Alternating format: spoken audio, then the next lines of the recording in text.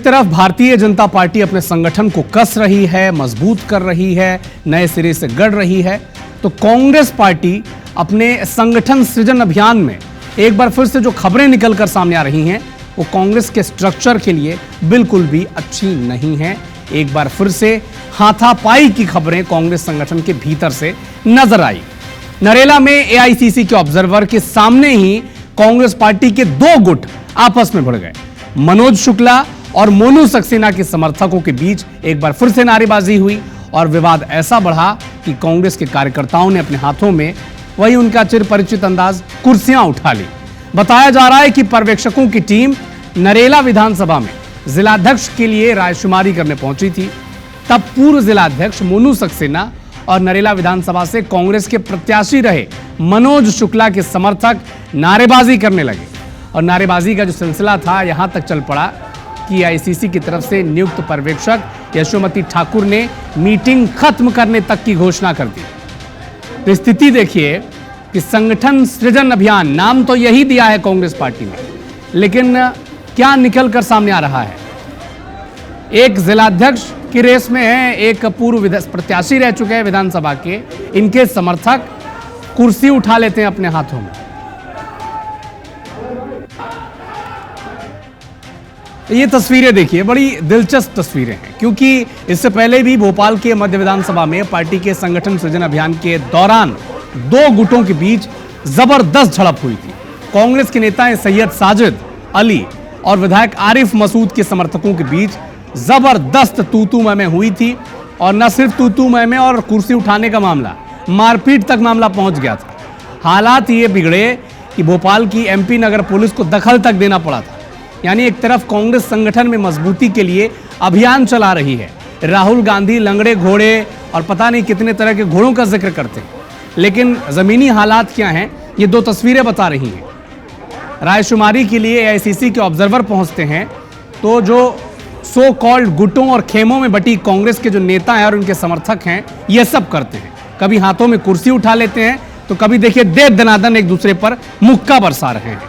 तो कांग्रेस की स्थिति मध्य प्रदेश में क्या है, प्राथमिक स्तर पर, जमीनी स्तर पर कांग्रेस के कार्यकर्ता कितने एकजुट हैं, ये तस्वीरें बयां करने को काफी है। और जो लगातार से सवाल पूछा जाता है कि मध्य प्रदेश में कैसे कांग्रेस पार्टी सभी लोकसभा चुनाव हार जाती है, उसका जवाब भी इन तस्वीरों में आपको मिलेगा।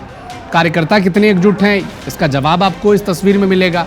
क्यों विधानसभा में तमाम एग्जिट पोलों को धता बताते हुए कांग्रेस पार्टी 70 सीटों के आसपास सिमट जाती है, जवाब इन तस्वीरों में आपको मिलेगा।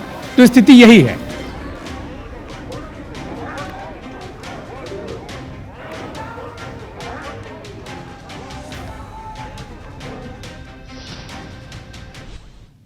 गुट और गिरोह में बटी हुई पार्टी से आप और क्या अपेक्षा कर सकते हो। राहुल जी जब आए थे तो उन्होंने कहा था कि संगठन का सृजन करेंगे, पर कांग्रेस के चुनाव में ये पता लग रहा है कि गुंडों का सृजन कर रहे हैं। कांग्रेस की बैठक में जब नेताओं के कपड़े फटते हैं, जूतम पैजार होती है, एक दूसरे को कुश्ती में पछाड़ते हैं, तो उनके अंदर लगता है कि अभी थोड़ी कांग्रेस जिंदा है।